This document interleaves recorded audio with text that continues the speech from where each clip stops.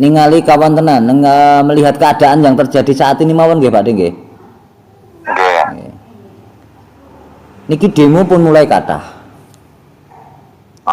Dan demo niku kemungkinan besar menjadikan apa nika huru-hara. Kemungkinan lho nggih. Nggih. Karena terkadang aspirasinya kita kalau tidak diterima, kita muncul emosi. Pelampiasan keinginan kita yang berlebihan jadine napa nek mboten pengurusan. Nggih. Terjadinya huru-hara. Napa melih pangapunten nggih. Sakniki niku bener salah niku angel. Mulane kula ajak sareng-sareng luwih becik anteng. Lebih baik kita diam. Kita menjaga ketenangan diri sendiri dulu. Kita mboten keprovokasi, kita mboten gampang grudak-gruduk mloyo-mlayu merono rene ngoten niku lho.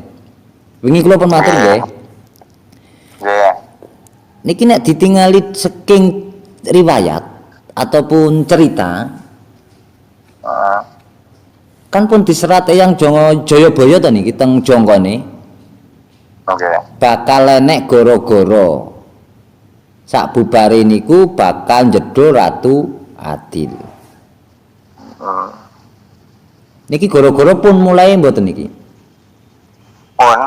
Dan kula iku paling kula kelingan enten cerita tahun 98 14 Mei 1998 niku Kemis Wage malam Jumat Kliwon. Enten sing cerita ngeten. Iki durung sepiro wae, sok mben enek sing luwih gedhe melih.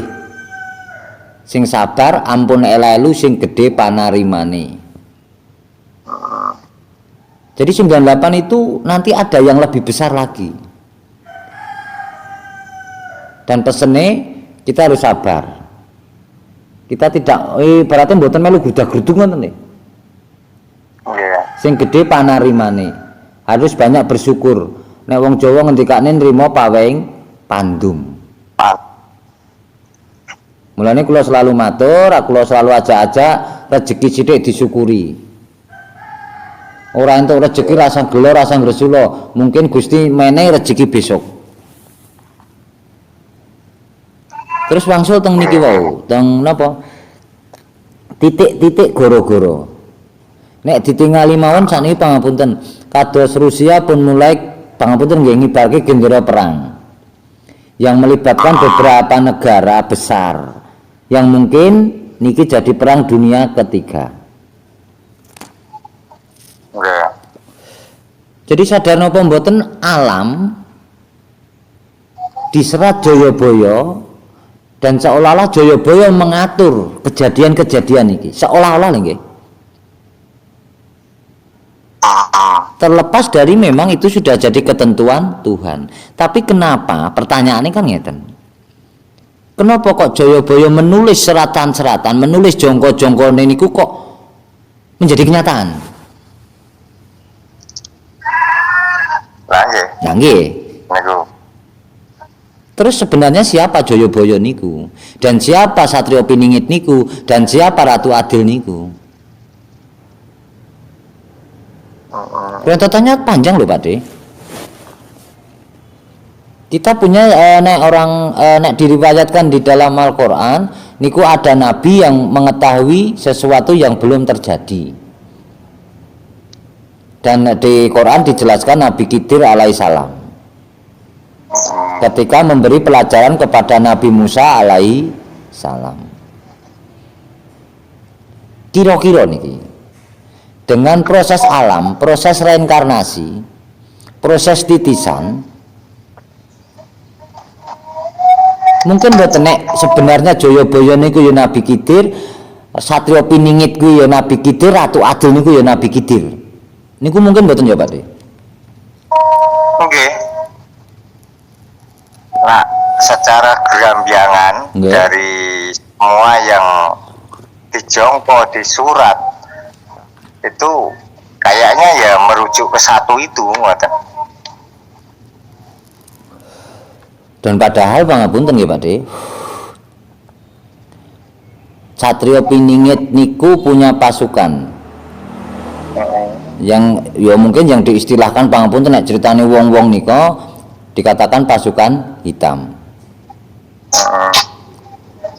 Enten sing cerita pasukan hitamnya pasukan sing ora ketok, pasukan yang tidak terlihat oleh mata di kepala atau pasukan yang kasat mata. Itu bisa jadi benar, bisa jadi tidak. Jadi nek nurut Jangka Jayabaya mawon lho nggih. Kula matur Jangka Jayabaya lho nggih. Adanya lelono topong rami, yaitu yang disebut pasukan hitam. Ketika kita berpuasa, tapi kita tidak menyendiri, tidak napa nggih, tidak menjauhkan diri dari kehidupan. Kita berbaur dengan masyarakat. Gotong royong. Kita bekerja seolah-olah orang lain tidak tahu bahwa kita sedang berpuasa. Jadi proses hablum minallahnya disembunyikan. Meskipun pangapunten ya Pak De, ada yang bercerita pasukan hitam niku pasukan yang kasat mata. Nek kita mundur kenggene paling kita patokane Jangka Jayabaya mawon sementara.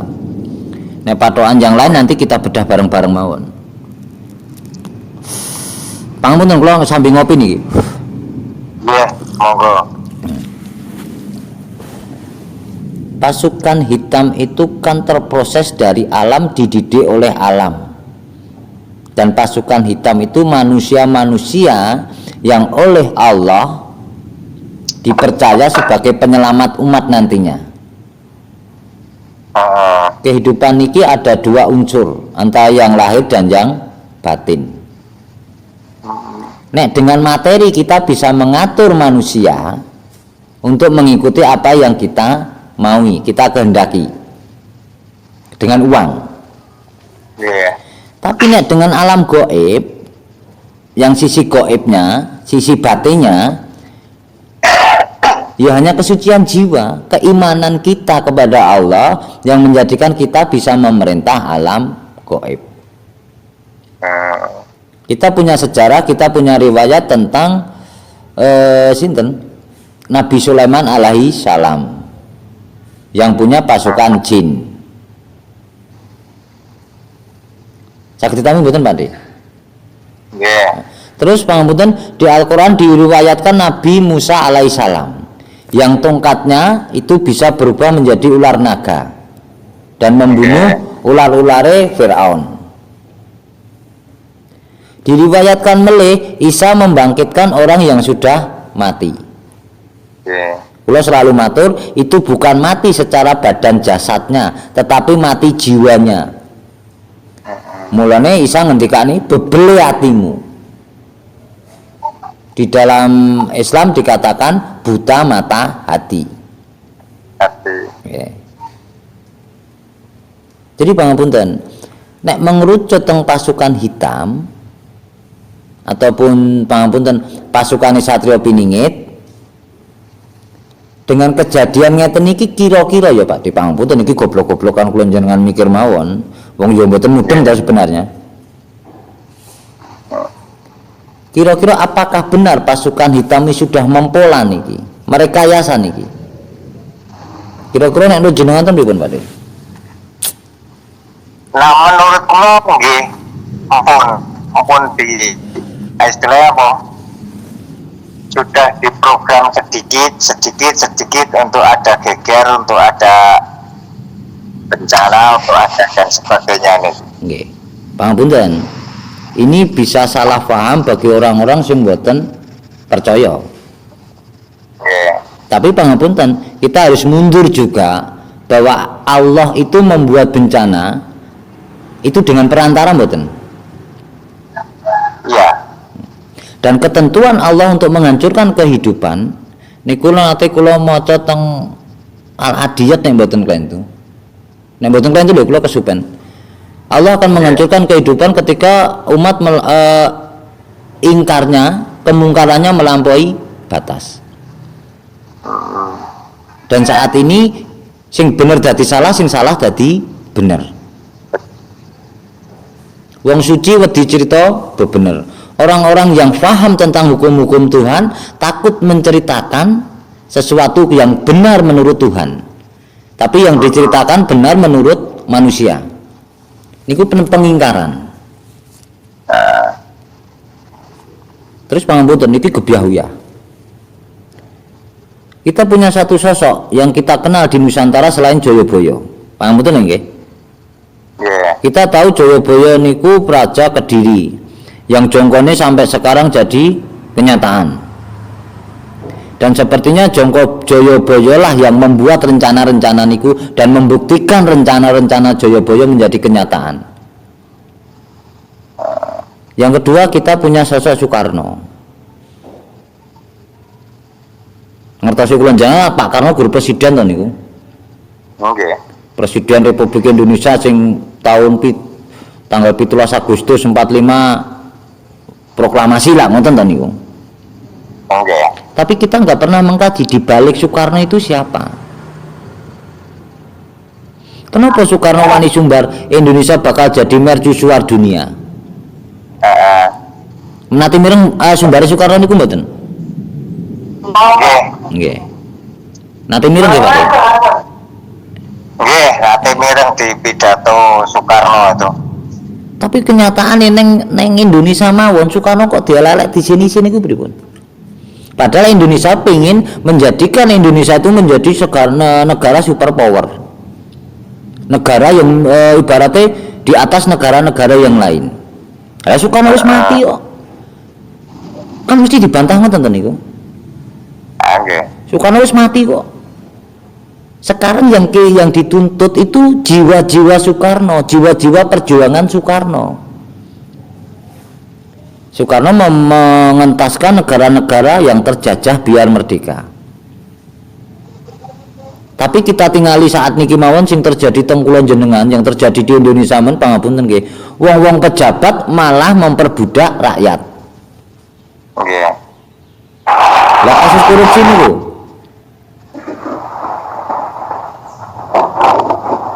Terus pangapunten. Soekarno teng pundi nggih? Kathah to negara-negara manca niku presiden-presiden luar negeri sing nyeluk Soekarno niku memanggil nama Soekarno dengan sebutan Paduka Yang Mulia Soekarno. Nggih. Kathah nggih? Nek teng anu kathah nggih.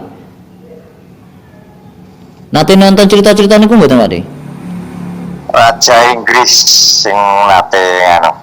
Raja Inggris, terus sinten Manly Monroe, banyak pemimpin Kuba niku tetap yang kata pokoknya sing nyeluk memanggil nama Soekarno itu dengan diawali dengan Paduka Yang Mulia. Niku sadana apa mboten, mereka itu mengakui bahwa Soekarno itu lebih, Soekarno di atas mereka. Niki dinalar sakit mboten? Nggih. Ibaratnya orang-orang presiden-presiden luar negeri sing riyen nggih pangapunten itu sangat ibaratnya merendahkan diri mereka di hadapan Soekarno dengan penyebutan Yang Mulia Paduka. Wangsul teng sejarah tentang Satrio Piningit. Mungkin boten niki. Soekarno itu ya Satrio Piningit niku. Nggih. Tapi jiwanya loh Pak Di, kula matur jiwanya. Jiwa yang turun temurun. Nggih. Bukan rogone Pak Karno balik teng jedul melih pidato medeni wong, nantang-nantang negara liya sing kemlindi-kemlindi. Kita matur jiwa Soekarno akan muncul di negeri ini. Akan menyelamatkan kehidupan ini. Nek nalar mboten nek ngoten Pak. Nggih. Bisa masuk akal. Termasuk politik Soekarno dulu bebas aktif. Kita mau Soekarno memberi kemerdekaan kepada negara siapapun, tetapi tetap aktif mengikuti perkembangan dunia. Dan pangapunten nggih. Niki grambeangan lho nggih, goblok-goblokan. Kira-kira di balik sosok Satrio Piningit niku apakah ada Jayabaya, apakah ada Siliwangi, gampangnya tembung ngeten. Apakah raja-raja di Nusantara,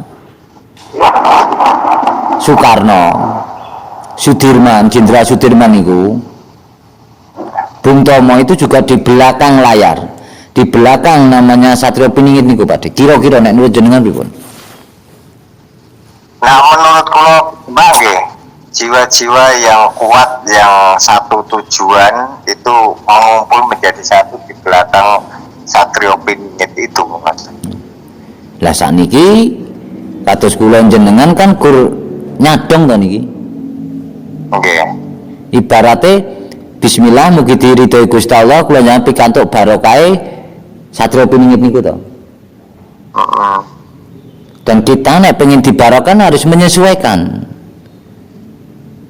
karakter-karakter kados sifat-sifat perilaku kados Satrio Piningit niku kan ngoten.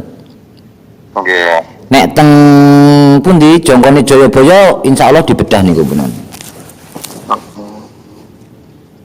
Dan iki pun mendekati titik-titik goro-goro. Bismillahirrahmanirrahim Pak Di. Nggih. Kula jenengan mugi-mugi diridhoi Gusti Allah, dibarokahi Gusti Allah, kula jenengan kepayungan kalih ya Ratu Adil niku wau. Amin. Ning kinten-kinten saged mboten.